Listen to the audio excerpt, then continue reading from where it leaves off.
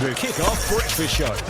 Welcome back to the Kick-Off Breakfast Show with Damien on your Saturday morning, and let's talk football now. And let's welcome into the show from the referees of Capital Football and Horowhenua Kapiti. It is Marten Kooij. G'day, Marten. G'day, Damien. How are you today? I'm very well, mate. How are you keeping? Very good, and it's very exciting, of course, with the announcement that we're likely to go to level 2. It means that football can start again, and that's really good. Now, there will be some changes, obviously, because we are a contact sport, not as much as rugby. I mean, you don't have the scrums, and you don't have people being dragged down, as they go for the try line and being held down. I mean, you do get it in football sometimes, but you get a yellow card for that, so it doesn't happen very often. But yeah, there will be some changes. We're looking forward to it. So, Capital Football and New Zealand Football said there will be no football before the 30th of May, which is probably on target. So we're looking forward to it. And I've been in contact with the referees in the local area, just asking about the availability, whether they're still keen. And so far, I've had 100% return say yes. We can't wait. Just awesome. Waiting. Yeah, that's really good. Yeah, mate, we're all itching to get back out there. Quick question, because they have released these guidelines. Is it a blanket guideline? Like, is it not?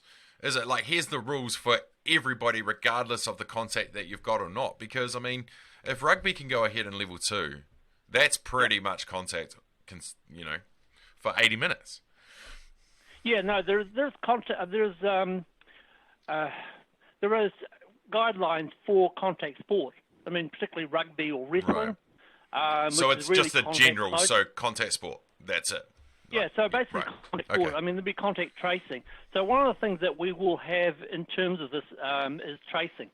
So currently, or last year, we used a system called Comet. Now, Comet is a way of basically doing team cards, but electronically.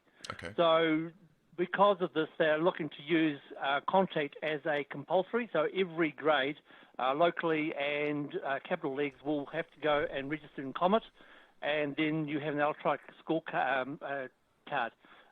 So previously, for the local leagues, you would have team cards, they'd be paper, you write them down, and you do everything by paper.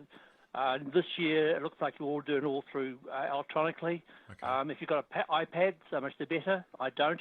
But you can do it manually afterwards. So I print off the team cards beforehand and just check before the game starts. But there are certain things like they talk about keeping the equipment clean. So obviously, is the ball clean and disinfected before the game starts?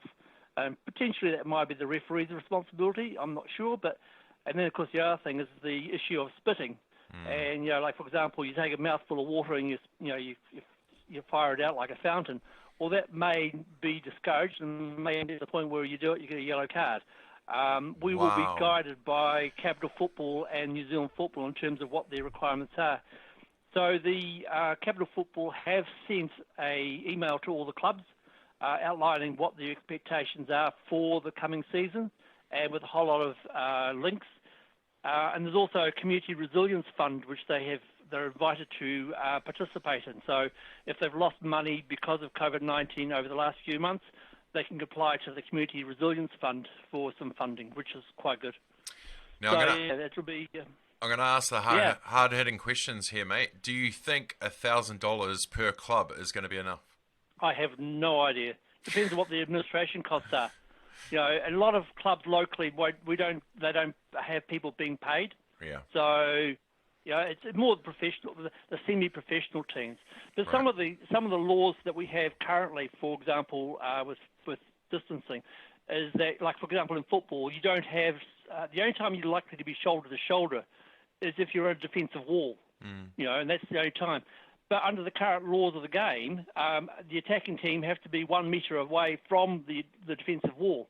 So there is already some distancing happening anyway, as due to the laws of the game. Right. And again, you're not holding on to people, so that contact isn't as close as you would be with rugby or wrestling. Yep. So, but there will be things that we have to do. We'll have to do things slightly differently.